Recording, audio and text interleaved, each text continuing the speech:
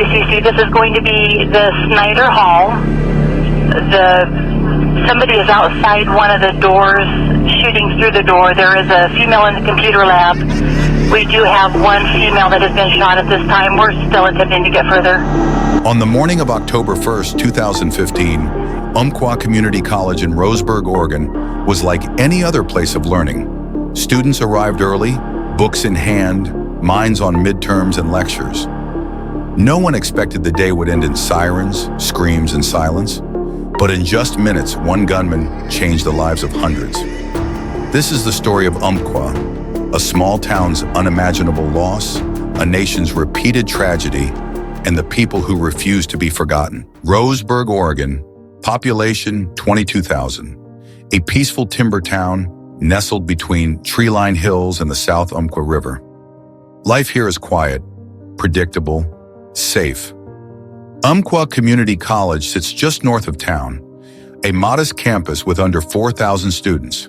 For many here, UCC wasn't just a school, it was a second chance, a place to start over, build dreams. English 102 had just begun in Snyder Hall, room 15. It was a class of around 20 students, led by instructor Larry Levine. Larry was a Vietnam veteran, an accomplished teacher.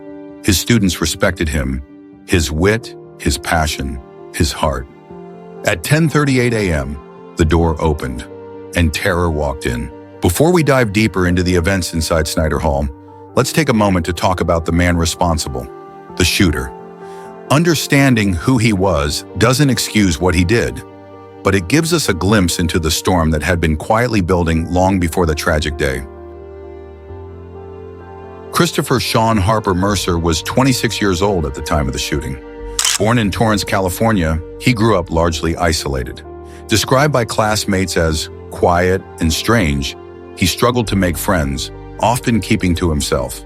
He lived with his mother, Laurel Harper, in an apartment in Winchester, just a short drive from Umpqua Community College. His mother worked as a nurse and was known to be protective. Some would even say enabling. The two shared an interest in firearms, and by several accounts, she was not only aware of the weapons in the home, but supported their presence. Harper Mercer had a long history of mental illness. As a teenager, he was reportedly diagnosed with Asperger's syndrome, now considered part of the autism spectrum. He attended a school for students with emotional or behavioral difficulties in Los Angeles. There were signs, red flags, scattered throughout his life: social withdrawal, obsession with violence, deep resentment toward society. He had reportedly expressed frustration over not having a girlfriend and feeling invisible. Online, he found dark corners of the internet that validated his rage, communities that romanticized violence, idolized mass shooters. In his final writings, part of a manifesto recovered by police, Harper Mercer expressed admiration for previous gunmen, notably the perpetrator of the 2007 Virginia Tech shooting. He saw himself as a figure destined for infamy. Harper Mercer enrolled at Umpqua Community College in 2014, taking English and theater classes. Reports suggest he struggled academically and socially. He was described by students as awkward and at times angry or dismissive in class discussions. He was no longer attending classes at the time of the shooting, but he knew the layout of the campus. He knew where Snyder Hall was. He knew when English 102 would meet. On the morning of October 1st, he was prepared. He left behind documents and digital files detailing his plan. He brought with him 6 guns, including handguns and a rifle, all purchased legally, along with magazines of ammunition and a bulletproof vest.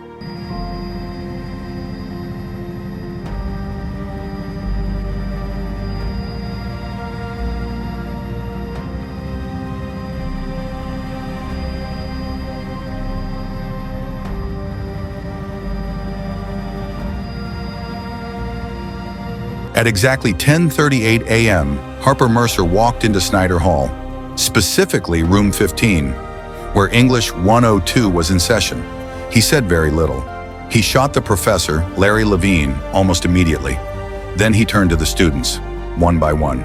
Some survivors later recalled that he asked students to stand and state their religion. "Are you a Christian?" he allegedly asked. If the answer was yes, he shot them in the head. If they said no or remained silent, he shot them in the leg or body. This act of cold, deliberate selection stunned investigators and psychologists alike. It wasn't just about causing harm, it was about sending a message. 9 people were killed, more were injured, and a whole community was traumatized in mere minutes. 1174 medical aid. This is for an active shooter at UCC. In the chaos, one student rose to protect others. His name was Chris Mintz, a 30-year-old Army veteran. He tried to block the classroom door, shot 7 times. He survived and saved lives. Everywhere.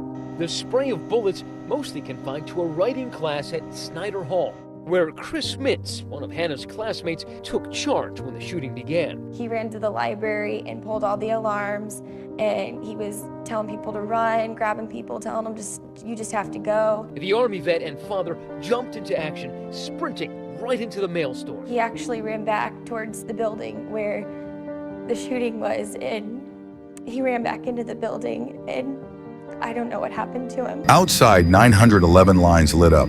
Police were dispatched within minutes. Students hid in closets. Others jumped from windows. Roseburg's emergency response was rapid and decisive.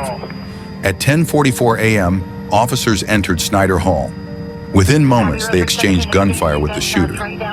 Rather than surrender, he took his own life.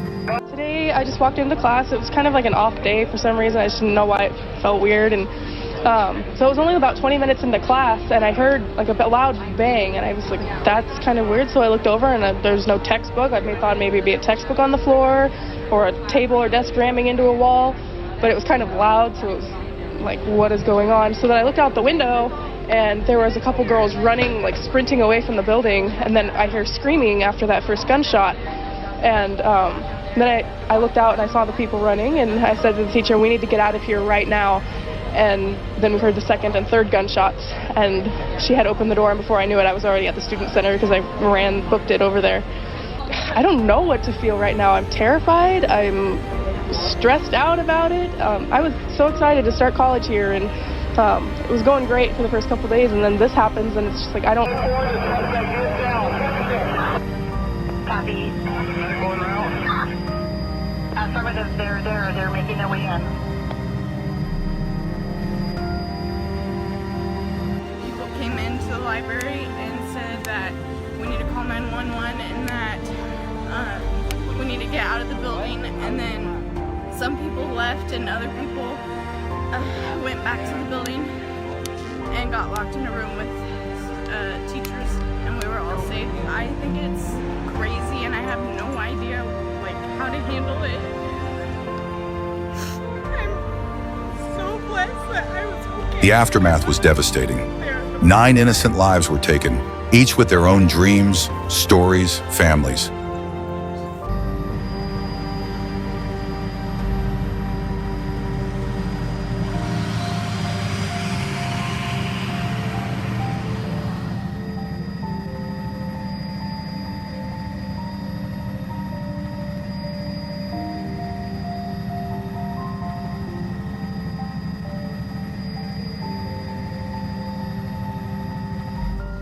Again, you will not hear anyone from this law enforcement operation use his name.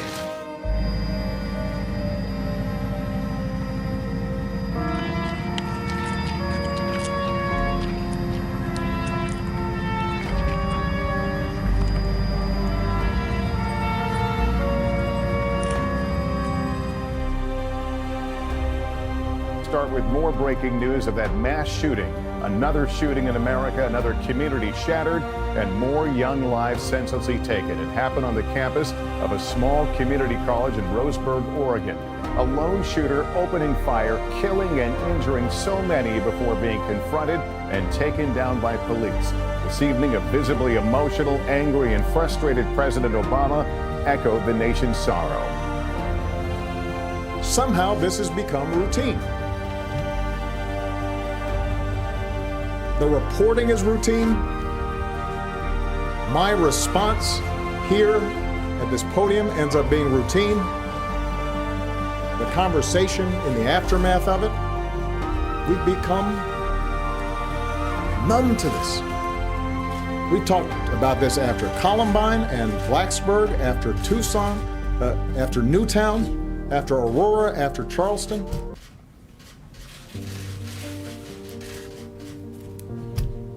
It cannot be this easy for somebody who wants to inflict harm on other people to get his or her hands on a gun. We heard a really loud pop next door. A barrage of shots were fired, one right after another. We just started running for our lives. Well, over the weekend, people in Roseburg took a moment to remember the victims of the Umpqua Community College shooting. Sunday marked 2 years since a gunman opened fire at the school, killing 9 people. Almost 1,000 people participated in the Umpqua Strong 9K and 5K on Saturday. The community says it's one big family.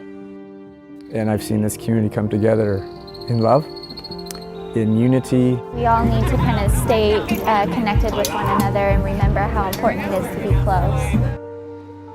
On the UCC campus, there's a memorial for the 9 people who died. There's also a permanent digital memorial on UCC's website. It's called We Will Always Remember. In the wake of loss, Roseburg united. Fundraisers were held, memorials built, a scholarship fund was created in the victims' names. Survivors sought counseling, and the community refused to forget. Today, Umpqua Community College is rebuilt. Security is tighter. Support for students is stronger. But the scars remain, in memories, in families, in classrooms that will never be the same. The names of the fallen echo still in classrooms across the country. In a world too used to tragedy, Umpqua stands as a reminder. Change must come, because no community is too small to be touched by violence, and every voice raised in memory is one step closer to a safer world.